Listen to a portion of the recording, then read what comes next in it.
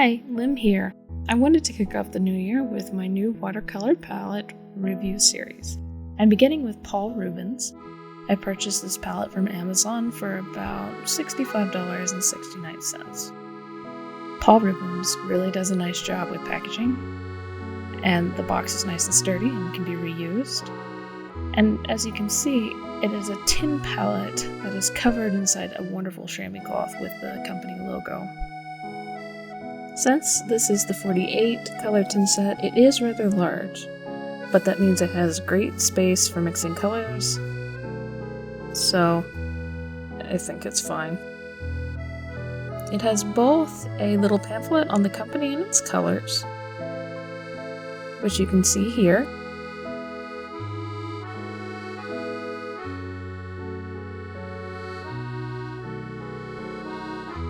and a little sheet for testing out your colors. Now, for consistency's sake, I will not use the sheet provided. Instead, I will use Arch's 140-pound 100% cotton watercolor paper.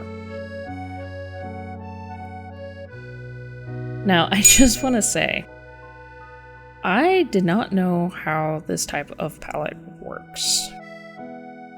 Most of my palettes have been magnetic and self-made.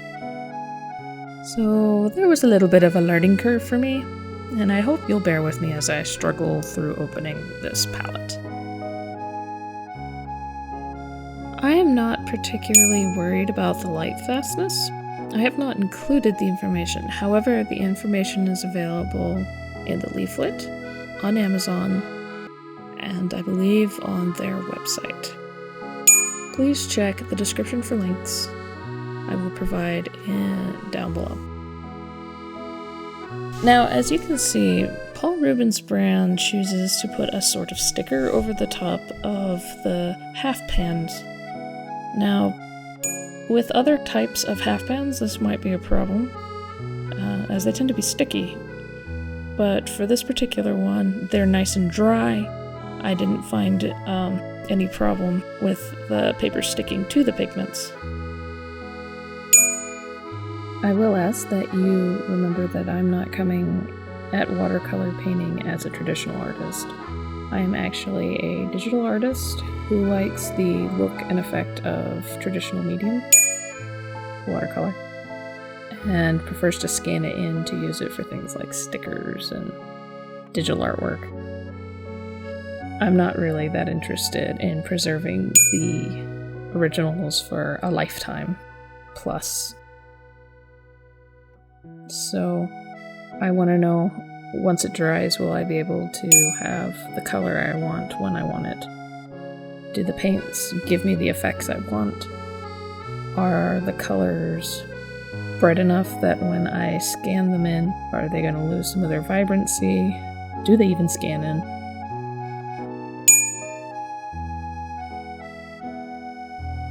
As I continue this series, I would love to have some input from you to hear what sorts of things you're interested in for the paint itself. Because I know different artists value different types of things in their paint. I do believe that this set, however, is a pretty good one if you're just getting into watercolor. It provides you with lots of great colors, so that you don't have to worry about mixing right away. I am aware that many traditional artists will tell you that that is a cheater's way out and that you don't learn anything. However, I have come to the opinion that it's not always necessarily true. Having all of the colors in front of you allows you to experiment with the medium without becoming frustrated that you're unable to get a color you want to achieve. And then from there, that, for me at least, led to wanting to learn how to mix all these colors so that I only need a few colors versus having 48 or more.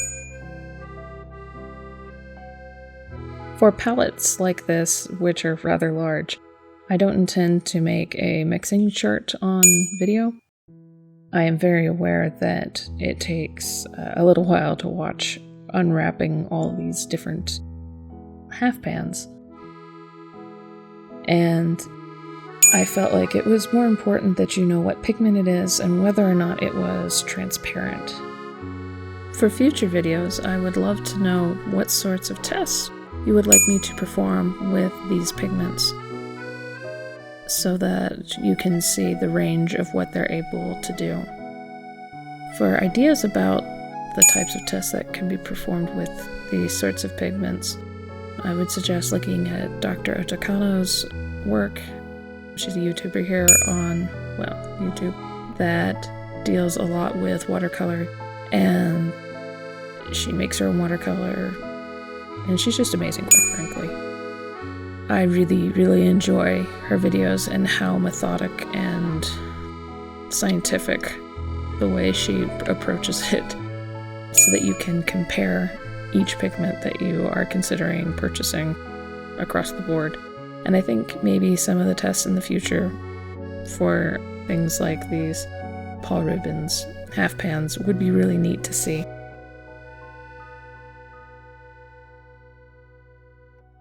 I would also like to say that this is not an affiliated or sponsored video. I'm too small of a channel for either of those things at this time, and I wanted to bring very unbiased opinions for some of the popular watercolor sets. Perhaps in the future, I will have to say that it is sponsored, but for now, these are not. If I provide you links, it's so that you can find and test it for yourself.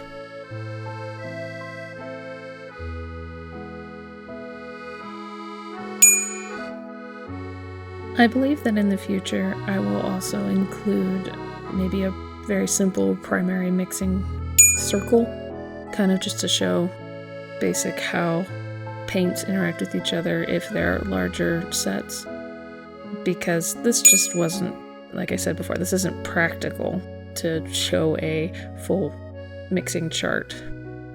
For things like M-gram, where they provide you with 4 to 6 colors, that makes a little more sense, and I will definitely include mixing charts for that.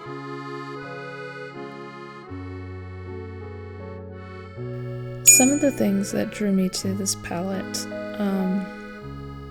were that several of my favorite YouTubers, for one, were trying it out, namely EmilyArtful and again Dr. Oto Kano, both tried it out.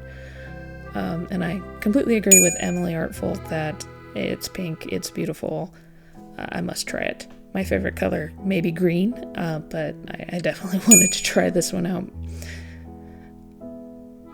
I have also seen some rather beautiful artwork in just passing, with claims that it is from this particular palette. And I think the fact that they did such a nice job packaging it also played into me wanting to test out the palette.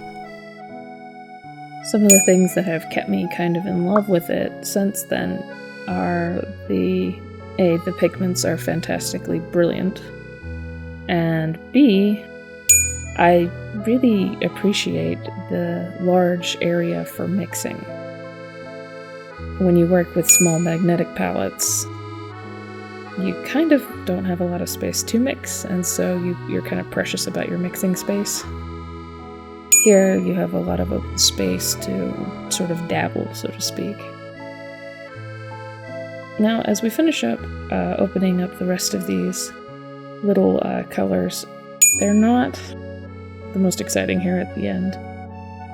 Just Van Dyke Brown, Umber Brown, Coal Black, I believe it is, and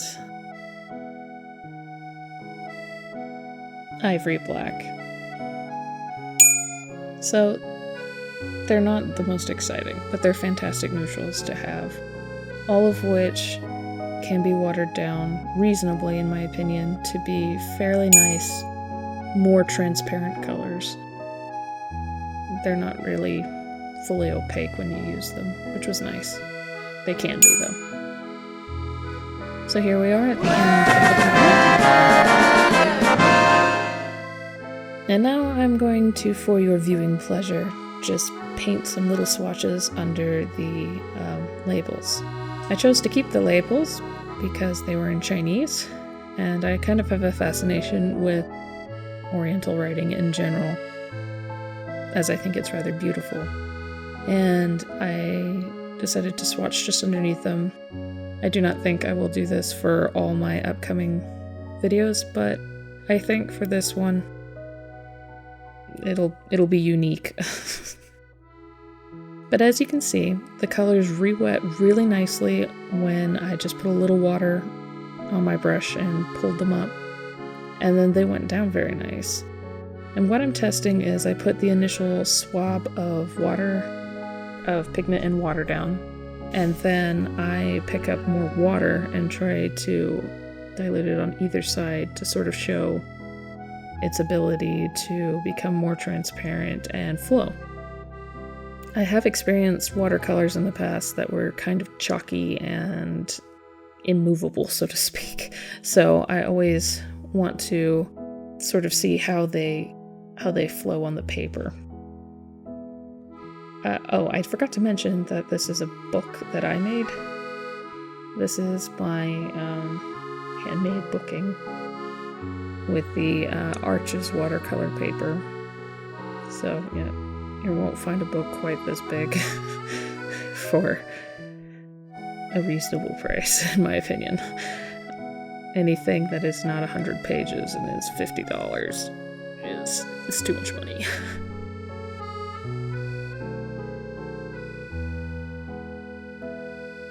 Out of this set, I think I had a few colors of note that I really thought stood out, and I will be very curious to play with more. One of them was the permanent green. It has a tendency to it can almost look like the yellow green. I really liked the vibrancy and the strength it brought to the table. It's very nice. It does, however, have a weird watermark on the paper. It's sort of dried and there's an edge to it. So that could be my inexperience and it needed a little more water. I also was very curious about the Van Dyke Brown because I don't actually have much experience using it. And when you apply water to it, it blends very well and fades out. The only other color I recall being particularly taken by was the permanent violet. I'm always in the market for a particularly beautiful secondary color, as green, orange, and violet tend to be a little muddy when you pick the wrong warm and cool colors to mix together. So I hope you've enjoyed the unboxing of the Paul Rubens 48 color watercolor set, and I hope to see you again next time. See you guys soon. Bye!